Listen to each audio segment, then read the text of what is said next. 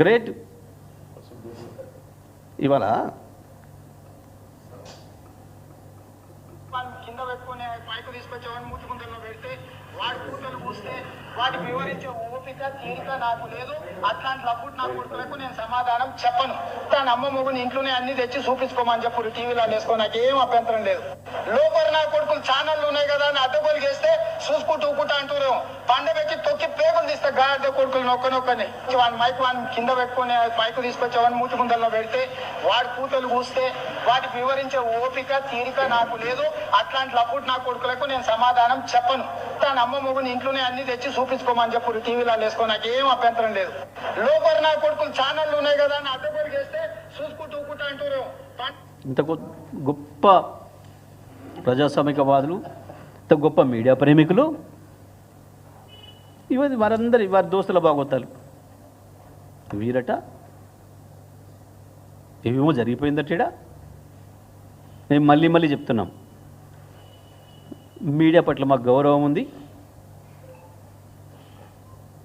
Media విషయంలో మాకేం పంచాయతీ లేదు. స్లాటర్ హౌజ్లను మాత్రం వదిలిపెట్టేది లేదు. ఇది చాలా స్పష్టం. ఇవాళ కాళేశ్వరం పేరు మీద, ఫోన్ ట్యాపింగ్ పేరు మీద కేసీఆర్ కేటీఆర్తో సహా మా బీఆర్ఎస్ కుటుంబం పైన చేస్తున్న దాడి కేవలం మీ వైఫల్యాలను కప్పిపుచ్చుకోవడం కొరకు మీరు ఫెయిల్ అవుతున్నారు కాబట్టి, మీరు ఇచ్చిన హామీలు నెరవేర్చలేక ఫెయిల్ అవుతున్నారు కాబట్టి, ఒకవైపు కేసీఆర్ తెలంగాణ తీసుకున్నాడు కాబట్టి కక్షతోని ఒక వర్గం మీడియా చేస్తున్న దుర్మార్గమైన దాడి తప్ప ఆ ఫోన్ ట్యాపింగ్ కేసు కానీ దానికి ఎటువంటి సంబంధం లేదు కేసీఆర్ కానీ కేటీఆర్కి కానీ. ఆధారం లేకుండా ఎవడైనా ఇష్టం వచ్చిన పద్ధతుల్లో మేము ఇట్లా రాస్తాం ఇంకా కొనసాగిస్తామంటే మాత్రం ఎట్టి పరిస్థితులలో కూడా మా చర్యలు ఉంటాయి, అందులో సందేహం లేదు.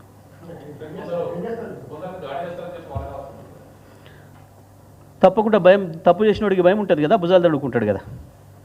గుమ్మడికాయ దొంగ అంటే భుజాలు దండుకుంటాడు కదా.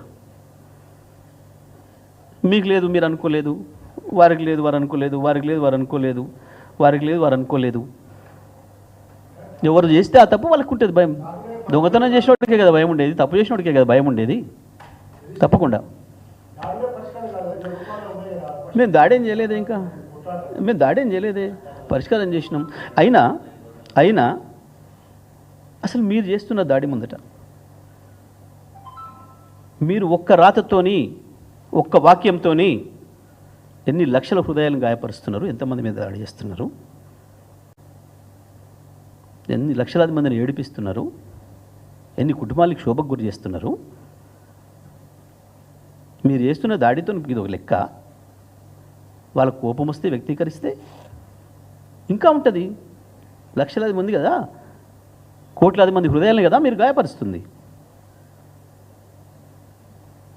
దేనికి హద్దు ఉండాలి కదా, దేనికైనా. ఏం ఆధారంతో నువ్వు కేసీఆర్ పేరు కేటీఆర్ పేరు పెడుతున్నావు దీంట్లో? ఎవడన్నా మీకు ఎవరిని చెప్పిండా? కంప్లైంట్ ఇచ్చినోడు చెప్పిండా? ఎవరైనా ఏ పోలీస్ అధికారి అయినా విచారణ అధికారి అని చెప్పిండా? పుంకాలుగా ఎందుకు రాస్తున్నారు, ఎట్లా రాస్తున్నారు? దీనికి సమాధానం చెప్పు. నువ్వు నిజమైన మీడియా హౌజే అయితే దీనికి సమాధానం చెప్పు. ఇప్పటివరకు ఒక్కరు ఎవరైనా ఎంత దుర్మార్గంగా ఆడవాళ్ళ ఫోటోలు వేసి, కేసీఆర్ ఫోటో కేటీఆర్ ఫోటో వేసి, నేను దిగజారట్లేను కానీ మా వాళ్ళు చాలామంది అంటున్నారు వాళ్ళ దగ్గరతో వీళ్ళ దగ్గర ఫోటో వేసిండు, మరి వేసినోడు వాడు కుటుంబ సభ్యుల ఫోటో ఏమను కేసీఆర్తో కేటీఆర్తో, మరి అదెందుకు వేస్తలేడు వాడు అని మాట్లాడుతున్నారు కింద ప్రజలు. అంత కోపానికి వస్తున్నారు. వాళ్ళ కుటుంబాలు కావా? మీరు వేసిన మహిళల కుటుంబాలు కావా?